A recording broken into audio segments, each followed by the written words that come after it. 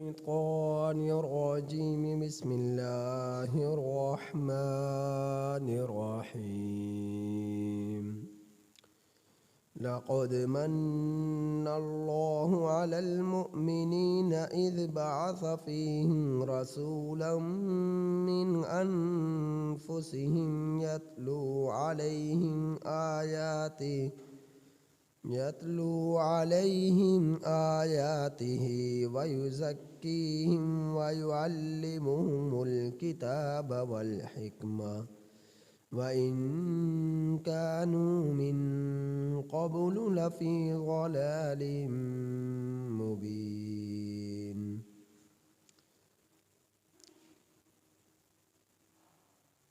سورہ آل عمران کی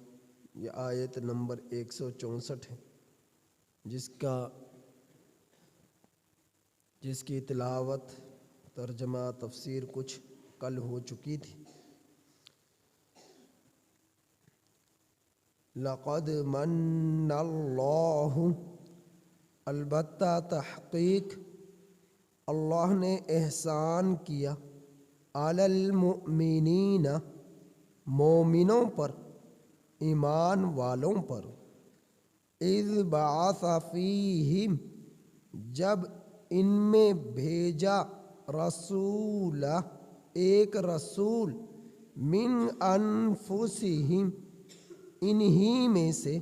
ان کی جانوں میں سے، انہی میں سے، یتلو علیہم، وہ تلاوت کرتا ہے ان پر، آیاتہ،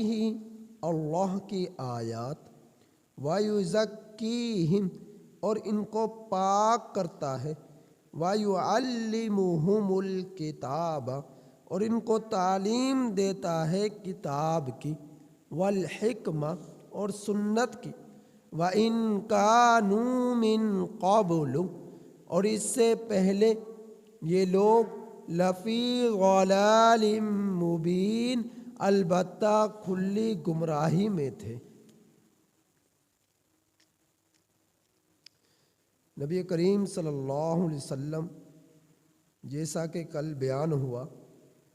اخلاق کے اعلیٰ مرتبے پر قائم تھے۔ حسن خلق سے نبی کریم صلی اللہ علیہ وسلم کو اللہ رب العزت نے پوری طرح بھرا ہوا تھا، اور امانت اور دیانت میں بھی اللہ کے رسول صلی اللہ علیہ وسلم پوری طرح لبریز تھے۔ ذرا بھر بھی بددیانتی نہیں، ذرا بھر بھی خیانت نہیں، ذرا بھر بھی اخلاق میں کمی نہیں۔ تو یہ اخلاق ہی کا اخلاق حسنہ کی ہی ایک جھلک تھی کہ غزوہ احد میں صحابہ اکرام رضی اللہ تعالی علیہم اجمعین سے کتنی بڑی بھول ہوئی، غلط فہمی ہوئی، غلطی ہوئی، لیکن اس کے باوجود اللہ کے رسول صلی اللہ علیہ وسلم نے ان سے کچھ بھی نہیں کہا، کچھ بھی نہ کہا، ڈانٹا بھی نہیں، جھڑکا بھی نہیں۔ تو اللہ کے رسول صلی اللہ علیہ وسلم کو اللہ تعالیٰ نے ایسے اخلاق عطا فرمائے۔ تو اس آیت کریمہ میں اللہ تعالیٰ فرما رہے کہ ایسی شان والا پیغمبر اور نبی میں نے تم لوگوں کو دیا، تمہاری طرف مبعوث فرمایا۔ اتنی عظمتوں والا نبی، اتنی شان والا نبی، اتنے اخلاق والا نبی میں نے تمہارے درمیان مبعوث فرمایا۔ تو میں نے ایسے شان والے پیغمبر کو تمہارے اندر بھیج کر تم لوگوں پر احسان کیا۔ ویسے تو اللہ رب العزت کے ہر عطا کی ہوئی چیز ہی ہم سب کے لیے نعمت ہے۔ ہماری اپنا وجود، اس کے اعضاء، اس کا حسن، اس کی بناوٹ، یہ سب اللہ کی نعمتیں ہیں، ہماری سانسیں اللہ کی نعمتیں ہیں،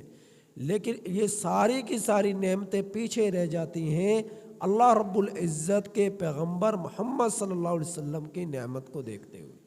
کہ یہ اتنی بڑی اللہ کے رسول صلی اللہ علیہ وسلم کی وجود کی صورت میں ہم لوگوں کو ہمارے رب نے نعمت عطا فرمائی کہ اس سے بڑھ کر کوئی نعمت نہیں ہے۔ تو اللہ تعالیٰ نے نبی کریم صلی اللہ علیہ وسلم کو ہم لوگوں میں بھیج کر ہم لوگوں پر احسان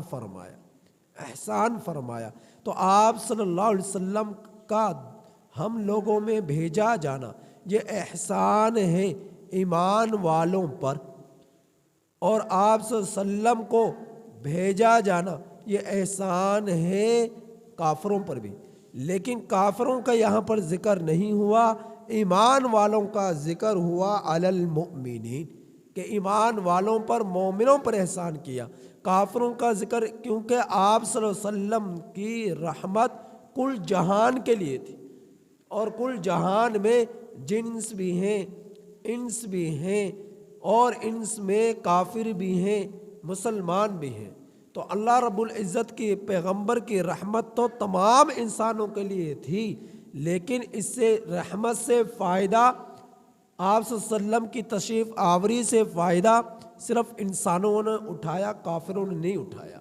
کافر لوگ اس سے محروم رہے، لیکن ایسا نہیں ہے کہ نبی کریم صلی اللہ علیہ وسلم ان کے لیے بھی آپ صلی اللہ علیہ وسلم کی بعثت نہیں ہوئی. نبی کریم صلی اللہ علیہ وسلم کی بعثت نیک بد کافر مشرک سب کے لیے ہوئی، لیکن فائدہ آپ صلی اللہ علیہ وسلم کی رحمت سے، آپ صلی اللہ علیہ وسلم کے وجود سے، آپ صلی اللہ علیہ وسلم کی نبوت سے، آپ صلی اللہ علیہ وسلم کی رسالت سے صرف ایمان والوں نے اٹھایا، ان لوگوں نے اٹھایا جو آپ صلی اللہ علیہ وسلم پر ایمان لائے،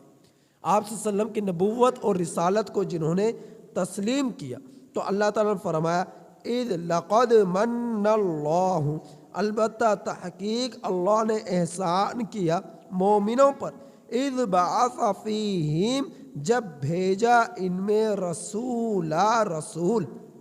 من انفسہم، انہی میں سے، یعنی جن میں سے نہیں، فرشتوں میں سے نہیں، بلکہ انہی میں سے، یعنی انسانوں میں سے. بشر ہیں، اللہ کے رسول صلی اللہ علیہ وسلم انسانوں میں سے آئے، جنات میں سے نہیں آئے، فرشتوں میں سے نہیں آئے. آپ صلی اللہ علیہ وسلم بشر تھے، آپ صلی اللہ علیہ وسلم ایسے آئے جیسے کہ انسان کا دنیا میں آنے کا، انسان دنیا میں آتے ہیں، اور بشر ہی نے نبی بشر ہی کے وجود سے اللہ کے رسول صلی اللہ علیہ وسلم دنیا میں تشریف لائے. کوئی عجیب و غریب طریقے سے نہیں آئے. ہاں یہ الگ بات تھی کہ جب اللہ کے رسول صلی اللہ علیہ وسلم تشریف لائے تو اللہ رب العزت نے آپ کی آمد کی برکت سے کل جہان کو سجا دیا، دمکا دیا، چمکا دیا، اور ہر طرف کفر لرز گیا، باطل لرز گیا آپ صلی اللہ علیہ وسلم کے دنیا میں تشریف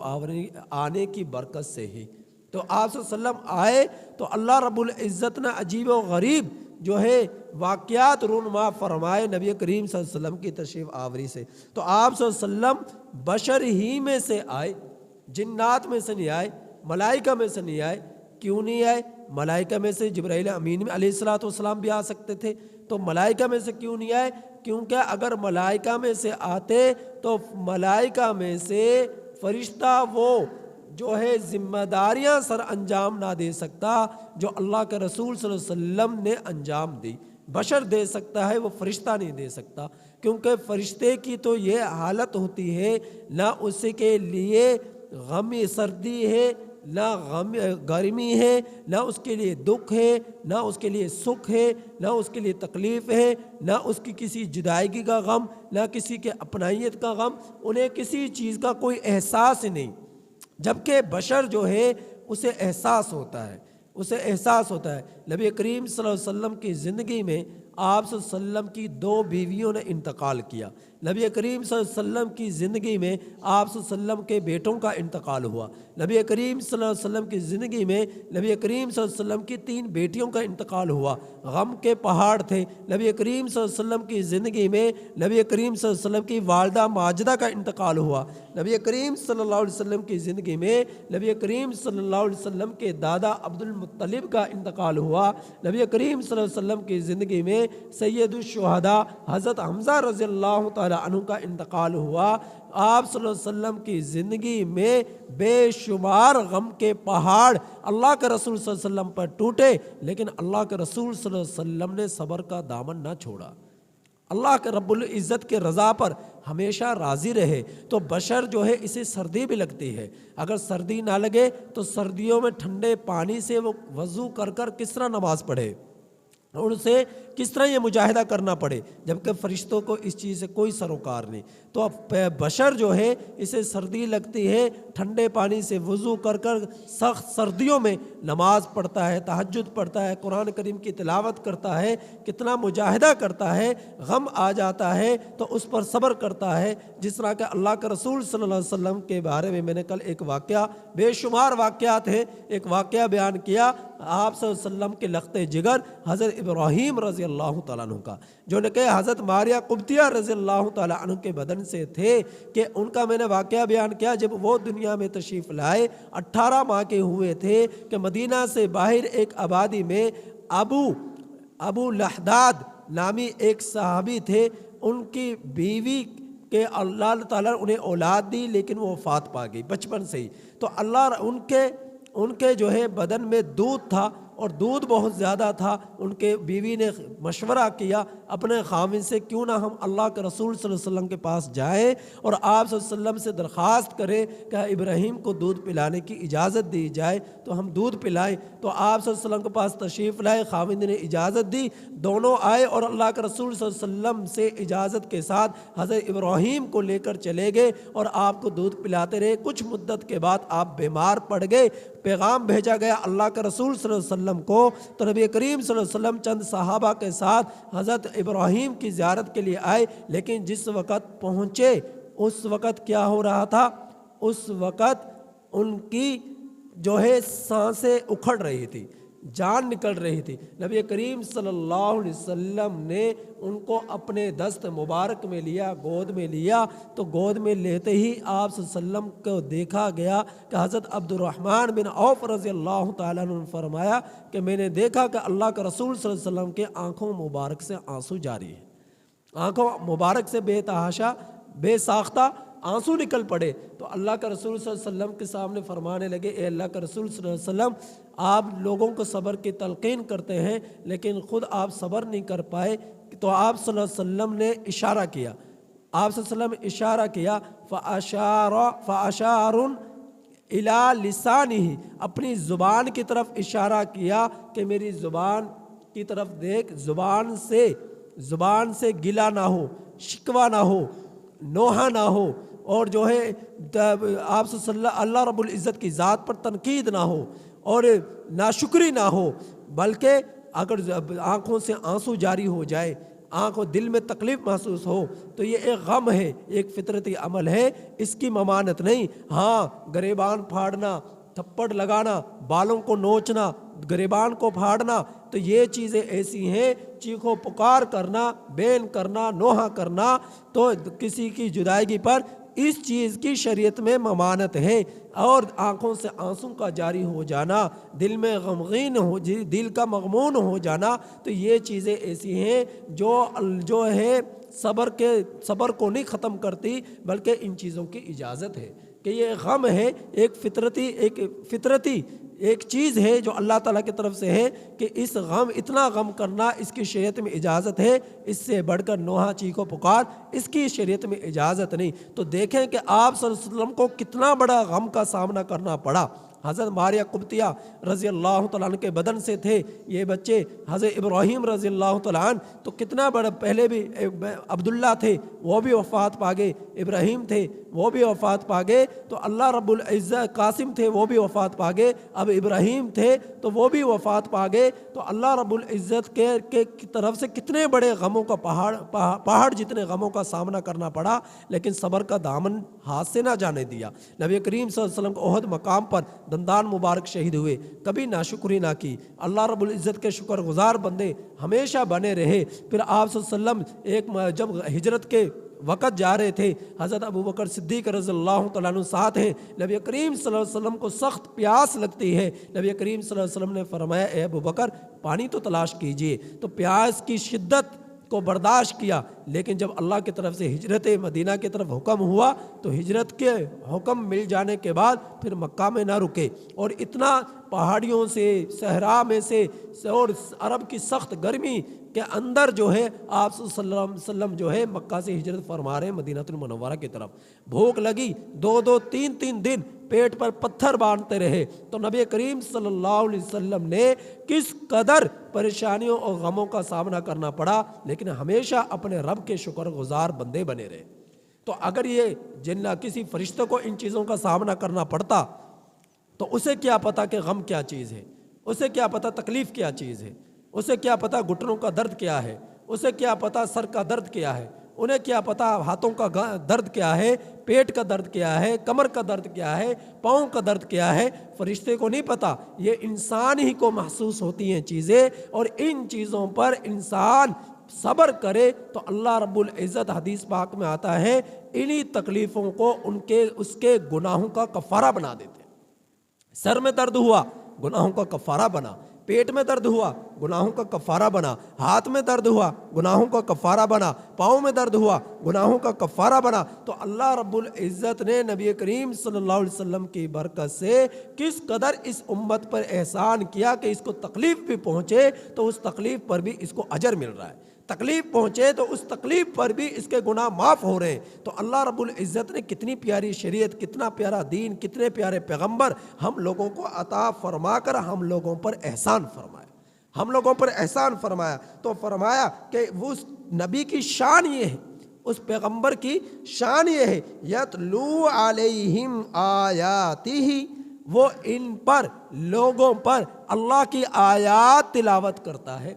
اب اس کے اولین مخاطب عربی ہیں، عرب کے لوگ ہیں اولین مخاطب، کہ وہ عربی تھے۔ تو اللہ کے رسول صلی اللہ علیہ وسلم عربوں میں آئے، آپ صلی اللہ علیہ وسلم بھی عربی تھے، اور قرآن بھی عربی میں نازل ہوا۔ تو اولین مخاطب عربی لوگ تھے، اور عرب جو ہے قرآن مجید کو سننے کے ساتھ ہی سمجھ جاتے تھے، لیکن بہت سارے قرآن مجید کی آیات ایسی تھی کہ جن کو آپ صلی اللہ علیہ وسلم سے سمجھنا پڑتا تھا۔ تو آپ جو سمجھ جاتے تھے، آپ صلی اللہ علیہ وسلم ان کے سامنے قرآن کریم کی آیات پڑھ کر سناتے، اور جو بات سمجھ میں نہیں آتی تو نبی کریم صلی اللہ علیہ وسلم وَيُزَكِّيهِمْ ان کا تزکیہ کرتے، پاک کرتے، انہیں سمجھا دیتے۔ جس طرح کہ آپ نے یہ مشہور واقعہ سنا، مسلم شریف کی روایت ہے کہ حضرت حنظلہ رضی اللہ تعالی عنہ ایک مرتبہ گھبرائے ہوئے آپ صلی اللہ علیہ وسلم کی طرف تشریف لا رہے تھے کہ کس مقصد کے تحت، کہ میرے جب گھر میں ہوتا ہوں کیفیت کچھ اور ہوتی ہے، اور جب آپ صلی اللہ علیہ وسلم کی مجلس میں ہوتے ہیں تو کیفیت کچھ اور ہوتی ہے۔ تو فرمایا کہ نافق حنظلہ تو منافق ہو گیا۔ تو یہ بات دل میں تکلیف لیے ہوئے آ رہے، راستے میں حضرت ابوبکر صدیق رضی اللہ تعالیٰ عنہ مل جاتے ہیں۔ حضرت ابوبکر صدیق رضی اللہ تعالیٰ عنہ فرمانے لگے حنظلہ کہاں کا ارادہ ہے، کہاں جا رہے ہو؟ تو حضرت حنظلہ رضی اللہ تعالیٰ عنہ فرمانے لگے کہ ابوبکر میری تو عجیب کیفیت ہے کہ گھر میں آتا ہوں تو بیوی بچوں میں مشغول ہو جاتا ہوں، تو ہماری وہ کیفیت نہیں رہتی جو اللہ کے رسول صلی اللہ علیہ وسلم کی مجلس میں ہوا کرتی ہے، کہ جنت کی، اللہ کی یاد رہتی ہے، جنت کا شوق رہتا ہے، آخرت کی فکر رہتی ہے۔ جب گھر میں آ جاتا ہوں تو بیوی بچوں میں مشغول ہو جانے کے بعد ہماری وہ کیفیات باقی نہیں رہتی جو اللہ کے رسول صلی اللہ علیہ وسلم کی مجلس میں رہتی ہیں۔ تو منافق حنظلہ تو منافق ہو گیا۔ تو حضرت ابوبکر صدیق رضی اللہ تعالیٰ عنہ فرمانے لگے حنظلہ یہ کیفیت تو میری بھی ہے، یہ کیفیت تو میری بھی ہے، چلو دونوں چلتے ہیں، اللہ کے رسول صلی اللہ علیہ وسلم سے جا کر اس کا تذکرہ کرتے ہیں۔ نبی کریم صلی اللہ علیہ وسلم کے پاس تشریف لائے اور اس بات کا تذکرہ کیا، تو نبی کریم صلی اللہ علیہ وسلم نے ارشاد فرمایا کہ اے میری صحابیوں، اگر تمہاری یہ کیفیت جو میری مجلس میں رہتی ہے ہر وقت یہی کیفیت رہے تو تمہارے بستروں پر آ کر فرشتے تمہیں سلام کریں، فرشتے تمہیں سلام کرے۔ تو یہ پیغمبر کی قدموں میں بیٹھنا، پیغمبر کی زیارت کرنا، ان کی صحبت میں رہنا، یہ انسان کو اللہ کے سوا کسی اور کی یاد کی طرف لگاتا ہی نہیں ہے۔ تو آپ صلی اللہ علیہ وسلم کی صحبت میں بیٹھنا یہ تزکیہ نفس ہے، نبی کریم صلی اللہ علیہ وسلم کی صحبت میں رہنا یہ تزکیہ نفس ہے، کہ آپ صلی اللہ علیہ وسلم کے پاس صحبت اختیار کرنا انسان بھول جاتا ہے کہ دنیا بھی کوئی چیز ہے۔ تو پیغمبر کی یہ شان تھی، پیغمبر کی یہ شان تھی۔ تو آپ صلی اللہ علیہ وسلم کہ صحابی کی اس حدیث مبارکہ سے، اس واقعہ سے یہ پتہ چلا کہ اولیاء اللہ کی صحبت اختیار کرنا اللہ کے قریب کر دیتی ہے۔ علماء کی صحبت اختیار کرنا اللہ رب العزت کے قریب کر دیتا ہے، اور جو ہے نیک لوگوں کی صحبت اختیار کرنا اللہ رب العزت کے قریب کر دیتا ہے۔ دنیا والوں میں بیٹھو گے، دنیا کی باتیں کرنے والوں میں بیٹھو گے، دنیاوی لہو لعب کے اندر رہو گے، اور نمازوں کے لیے مسجد میں نہ آؤ گے، اور علماء کی صحبت اختیار نہیں کرو گے، علماء سے محبت نہیں کرو گے، ان سے تعلقات کو استوار نہیں کرو گے، اور دنیا ہی کے کاموں میں ہر وقت مست ہو کر رہو گے، تو تمہارے دلوں میں زنگ چڑھ جائے گا، تمہارا تزکیہ ختم ہو جائے گا۔ اگر تم اس تزکیہ اپنے نفس کا تزکیہ کراتے رہو گے، پاک اپنے نفس کو کہ جو ہے پاک رکھنا چاہتے ہو، تو پھر کیا ہے، نیک لوگوں کی صحبت اختیار کرو، اللہ والوں کی صحبت اختیار کرو، اللہ والوں سے تعلقات کو مضبوط کرو۔ اس سے تمہیں فائدہ یہ ہوگا کہ آخرت کی طرف تمہارے جذبات بڑھیں گے، آخرت کی تیاری میں تمہارا دل لگے گا، نمازوں پڑھنے میں تمہارے جذبات بڑھیں گے، تلاوت قرآن کرنے میں تمہارے جذبات بڑھیں گے۔ اگر تم نے علماء کی، نیک لوگوں کی، اولیاء اللہ کی صحبتوں کو چھوڑ دیا تو تمہارے دل پر زنگ چڑھتا چلا جائے گا، یہاں تک کہ دل مردہ ہو جائے گا، نیکی کرنے کو دل ہی نہیں چاہے گا، اذکار کرنے کو دل ہی نہیں چاہے گا۔ تو نماز پڑھنے سے تزکیہ نفس ہوتا ہے، تلاوت کرنے سے تزکیہ نفس ہوتا ہے، اذکار کرنے سے تزکیہ نفس ہوتا ہے، زکوٰۃ ادا کرنے سے تزکیہ نفس ہوتا ہے، حج کرنے سے تزکیہ نفس ہوتا ہے، زکوٰۃ ادا کرنے سے تزکیہ نفس ہوتا ہے، نوافل پڑھنے سے تزکیہ نفس ہوتا ہے، عشر نکالنے سے تزکیہ نفس ہوتا ہے۔ یہ ساری کی ساری چیزیں ایسی ہیں جو انسان کے دل کو پاک کرتی ہیں، انسان کے دل کو پاک کرتے ہیں۔ تو اللہ کے رسول صلی اللہ علیہ وسلم اپنے صحابہ کا تزکیہ کرتے تھے، ان کو پاک کرتے تھے، کہ ان کو پاک کرتے تھے، اور فرمایا وَيُعَلِّمُهُمُ الْكِتَابَ، ان کو تعلیم دیتے کتاب کی، قرآن کریم کی تعلیم دیتے۔ جن آیات کا مفہوم سمجھ میں نہ آتا، جن آیات کا جو ہے مسائل سمجھ میں نہ آتے، تو اللہ کے رسول صلی اللہ علیہ وسلم انہیں سکھاتے، انہیں تعلیم دیتے، والحکمہ، اور سنت کی تعلیم دیتے۔ سنت نبی کریم صلی اللہ علیہ وسلم اپنے حدیث مبارکہ کے ذریعے، اپنے اقوال کے ذریعے، اپنے افعال کے ذریعے، اپنے تقاریر کے ذریعے نبی کریم صلی اللہ علیہ وسلم حضرات صحابہ کرام رضی اللہ تعالیٰ عنہم اجمعین کا تزکیہ کرتے رہتے، انہیں سمجھاتے رہتے۔ تو اللہ تعالیٰ فرما رہے، نبی کریم صلی اللہ علیہ وسلم کو ایسا شان والا بنا کر بھیج کر میں نے تم لوگوں پر احسان کیا کہ وہ نبی آیا تو تمہیں ظلمتوں سے نکالا، تمہیں تاریکیوں سے نکالا، تمہیں اندھیروں سے نکالا، تمہیں گناہوں سے نکالا، تمہیں شیطانی کاموں سے نکالا۔ کس طرح نکالا؟ کہ تم پر قرآن تمہارے پیغمبر پر نازل کر کر اس نے تمہارے سامنے قرآن کی آیات پڑھ کر تمہیں سنائی، تمہارا تزکیہ کیا، تمہارے سامنے قرآن کریم کی تعلیم دی، اور تمہیں مسائل سمجھائے، احکامات سمجھائے، یہاں تک کہ تم لوگ ظلمتوں سے نکل کر روشنی کی طرف نکل آئے، نورانیت کی طرف نکل آئے۔ وَإِن كَانُوا مِن قَبْلُ لَفِي ضَلَالٍ مُبِينٍ، اور تم لوگ اس سے پہلے کھلی گمراہی میں تھے۔ پیغمبر علیہ الصلوۃ والسلام تشریف لائے تو ظلمتوں سے، گمراہی سے نکل کر تم روشنی کے اندر آ گئے، قرآن کی روشنی میں، نبی کی روشنی میں، سنت کی روشنی میں، توحید کی روشنی میں، اور ظلمت، کفر، شرک، جو ہے معصیت، ان سب چیزوں سے نکل کر تم روشنی اللہ رب العزت کی یاد میں جڑ گئے، پیغمبر کی جو ہے سنتوں پر عمل کرنے کی صورت میں اللہ رب العزت کے قربتوں کا ذریعہ بن گئے۔ تو اللہ رب العزت نے کتنا بڑا احسان کیا تم لوگوں پر، کتنا بڑا احسان کیا ہے۔ لہٰذا اللہ رب العزت کے اس احسان کا ہمیشہ شکر گزار بندہ بن کر زندگی گزارنی چاہیے، اور اللہ رب العزت کی اس نعمت عظیمہ کی قدردانی کرنی چاہیے کہ آپ صلی اللہ علیہ وسلم کے احسان کا فائدہ کب ہوگا؟ کہ ہم لوگوں پر احسان ہوا جب ہم نبی کریم صلی اللہ علیہ وسلم کی شریعت کو پوری طرح اپنائیں گے، دین کے مطابق زندگی گزاریں گے، اعمال حسنہ کے ساتھ زندگی گزاریں گے، قرآن سے تعلق کو مضبوط کریں گے، تب ہمیں اس احسان کا فائدہ ہوگا۔ وگرنہ جس طرح کافروں کو اس احسان کا کچھ فائدہ نہ ہو سکا، وہ ظلمتوں میں رہے، کفر میں رہے، شرک میں رہے، اگر ہم نے فرائض کا اہتمام نہ کیا، احکامات کا اہتمام نہ کیا، اذکار کا اہتمام نہ کیا، نمازوں کا اہتمام نہ کیا، تو ایک دن آئے گا ہم لوگ بھی اس احسان سے محروم ہو جائیں گے۔ اللہ رب العزت سے دعا ہے کہ اللہ تعالی ہماری ایسے نوبت کہ ہم اس احسان سے محروم ہو جائے، ہم ایسے دن آنے سے ہم سب کی حفاظت فرمائے، اور اللہ رب العزت کے اس عظیم احسان کے قدردانی کرنے کی ہم میں سے ایک کو توفیق عطا فرمائے۔